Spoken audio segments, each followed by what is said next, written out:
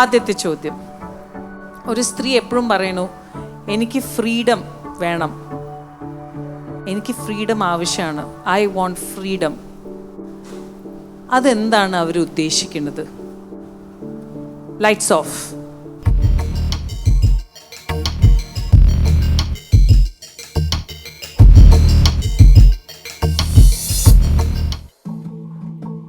ഒരാൾക്ക് ഫ്രീഡം വേണമെന്ന് പറയുമ്പം ഫസ്റ്റ് തന്നെ എനിക്ക് തോന്നിയിട്ടുള്ളത്, നമുക്ക് അതായത് പെൺകുട്ടികൾക്ക് പുറത്ത് രാത്രി 7 മണി 8 മണിയൊക്കെ കഴിഞ്ഞ് കഴിയുമ്പോൾ പുറത്തിറങ്ങുമ്പോൾ പറയും നീ പെൺകുട്ടിയാണ് പുറത്തിറങ്ങരുത്.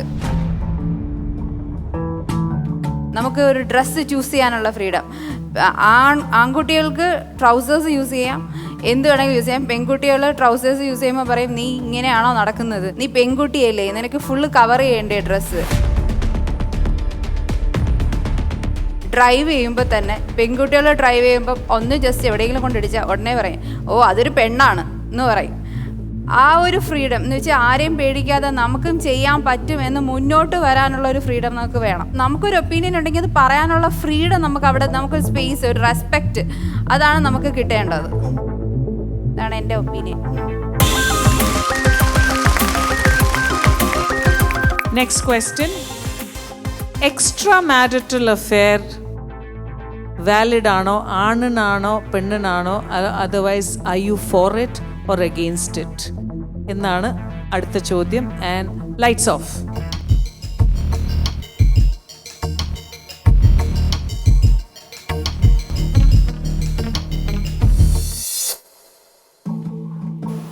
എനിക്ക് തോന്നുന്നു ഓരോരുത്തരുടെയും വ്യക്തിപരമായിട്ടുള്ള ഒരു ചോയ്സാണത്. പക്ഷേ നമ്മളൊരു റിലേഷൻഷിപ്പിൽ കമ്മിറ്റഡ് ആയിരിക്കുമ്പം പാർട്ട്ണറുമായിട്ട് ലോയലായിട്ടിരിക്കുക. ഇപ്പം തീരെ പറ്റുന്നില്ല എങ്കിൽ നല്ല രീതിയിൽ ആ ബന്ധം പിരിഞ്ഞ് നമുക്ക് ഇഷ്ടമുള്ള പാർട്ട്ണറിനെ ചൂസ് ചെയ്യാം. അല്ലാതെ ഒരേ സമയം കുറേ പാർട്ട്നേഴ്സിനേക്കാളും എപ്പോഴും ഉള്ള ഒരു പാർട്ട്ണറുമായിട്ട് നമ്മൾ ലോയലായിട്ടിരിക്കുക എന്നുള്ളതാണ്. നമ്മുടെ പീസ് ഓഫ് മൈൻഡിനും എല്ലാവരുടെയും സമാധാനം സന്തോഷവും ഒക്കെ അതിലായിരിക്കും ഉണ്ടാവും. അല്ല, പക്ഷെ ആണുങ്ങൾ എക്സ്ട്രാ മാരിറ്റൽ അഫെയർ ചെയ്താൽ will you accept it? And നിങ്ങൾക്കൊരു എക്സ്ട്രാ മാരിറ്റൽ അഫെയർ ഉണ്ടെങ്കിൽ നിങ്ങൾക്ക് ഓക്കെ ആണെന്ന് തോന്നുന്നുണ്ടോ? ഇല്ല, ഓക്കെ ആണെന്ന് തോന്നുന്നില്ല. വൈ? നമ്മളെപ്പോഴും ഒരു റിലേഷൻഷിപ്പിലുണ്ടാകുമ്പം കമ്മിറ്റഡ് ആയിട്ടിരിക്കുക എന്നുള്ള, അവരുമായിട്ട് ലോയലായിട്ടിരിക്കുക. ഇപ്പം തീരെ നമ്മളൊരു എക്സ്ട്രാ ഇതിലേക്ക് പോവുകയാണെന്നുണ്ടെങ്കിൽ ചിലപ്പം നമ്മൾ ഹാപ്പി ആയിരിക്കില്ല ആ ഉള്ള റിലേഷനിൽ. അങ്ങനെ ആവുമ്പോൾ നല്ല രീതിയിൽ ബന്ധം പിരിഞ്ഞ് പോവാം എന്നുള്ളതാണ്. അപ്പോൾ ഡിവോഴ്സ് ആയാൽ കുഴപ്പമില്ല? തീരെ പറ്റുന്നില്ല എങ്കിൽ, കമ്പാറ്റിബിൾ അല്ല എന്നുണ്ടെങ്കിൽ വേറെ എന്താ പറയുക, പരസ്പരം എന്താ പറയുക, സഹിച്ച് ജീവിക്കുന്നതിനേക്കാളും അല്ലെങ്കിൽ എന്താ പറയുക, ബ്യൂട്ടീൻ്റെ മാനദണ്ഡം ആരാണ് തീരുമാനിക്കുന്നത്? What is beauty for you? Lights of.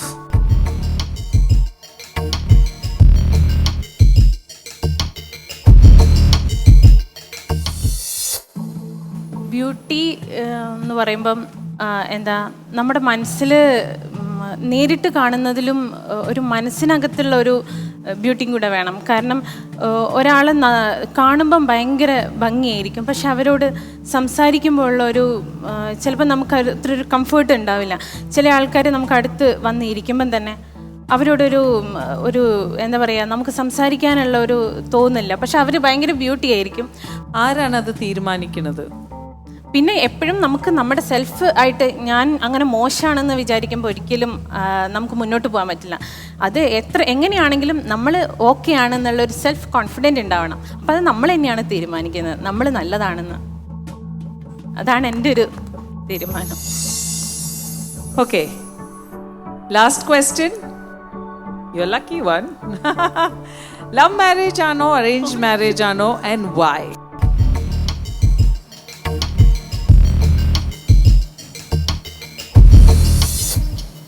Love come arranged മാരേജിനോടാണ് താല്പര്യം.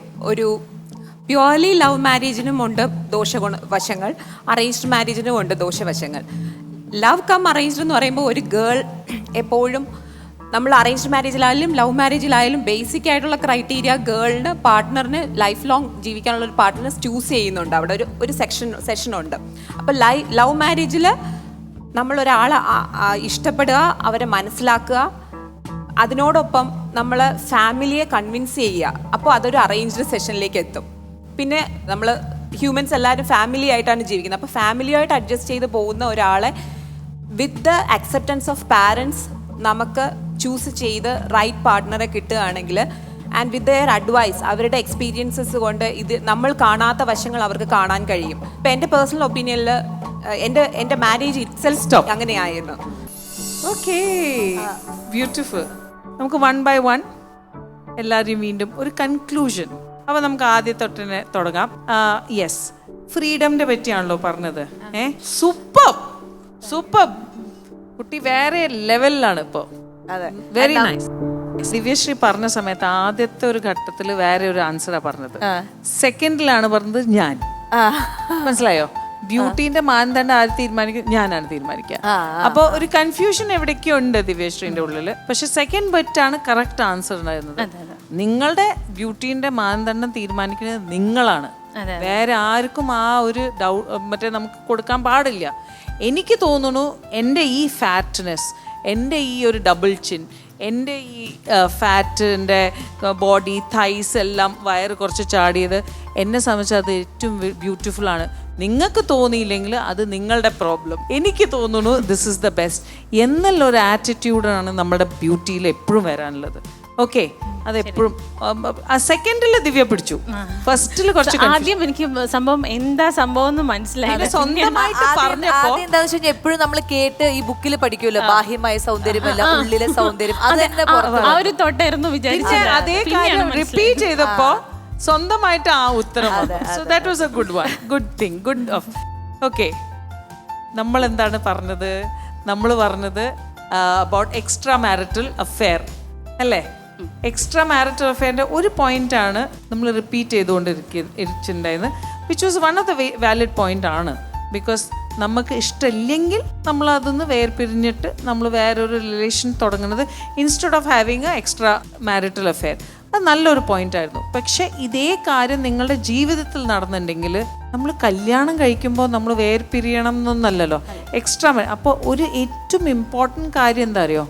കമ്മ്യൂണിക്കേഷൻ. ഇരുന്ന് സംസാരിക്കുക. ആദ്യം പാർട്ട്ണറിൻ്റെ കൂടെ സംസാരിക്കുക, പിന്നെ ഫാമിലി വഴി സംസാരിക്കുക. ഒരു വഴിയും നടന്നില്ലെങ്കിലാണ് നമ്മൾ വേർപിരിയുക.